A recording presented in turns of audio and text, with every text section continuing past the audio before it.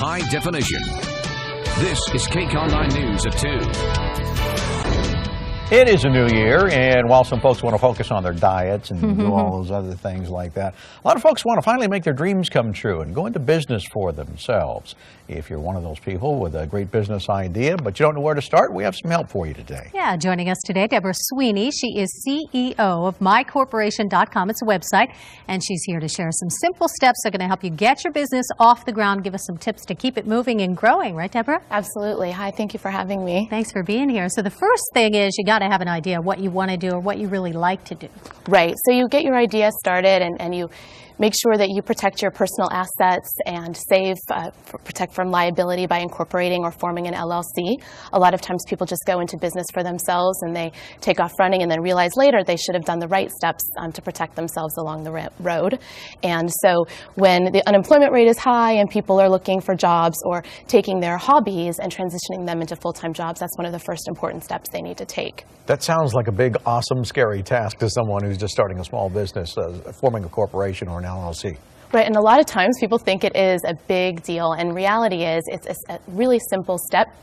A site like ours, like MyCorporation, you can incorporate in as quick as a day or two and do the filings with the Secretary of State, and then your assets are protected, and there's great tax benefits, and you can have your deductions right off your travel expenses and business expenses and save on health care benefits and other things that you can do when you're incorporated or you have an LLC. And does it cost to do that? Is there an expense involved? There's a state filing fee. So in the state of California, you pay a base filing fee anywhere from about $90, and then our service fee is as low as $49. So you can get it done. The service fees are relatively nominal, and it's a good first step when you're getting your business off the ground.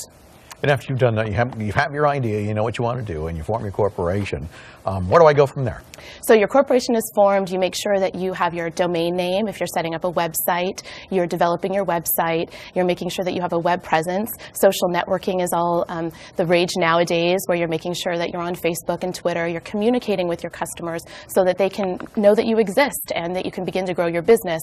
Especially when you're a small business, you want to get started on a budget, and so you want to take areas of opportunities such as social networking that are inexpensive.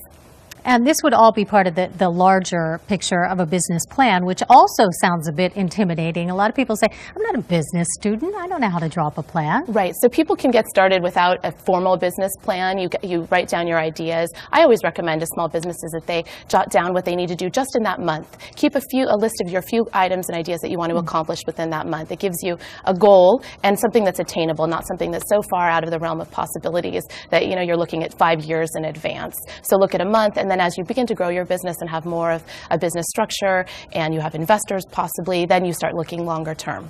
And do you recommend doing market research on what it is you want to do, or should you just do some of your own market research? It's always good to do market research, to be aware of what the market offers, to look into your competitors and make sure, look at what they're doing and evaluate, ensure that you're doing something that's not exactly the same as everybody else, so that you actually have a business that's viable and could potentially be successful. I think a lot of people have a problem, they're in denial about that. They'll see a bunch of businesses out there, see that they might be doing well, but don't realize that that's all their competition. Right, everybody always thinks they have the only idea, right? The best idea. Right, and so you need to make sure that your idea is viable. And a lot of people start with their idea just that as a side business, and that's why we encourage people, once their side business starts growing, to make sure they take the right steps to grow it in the right direction. Deborah, you mentioned investors.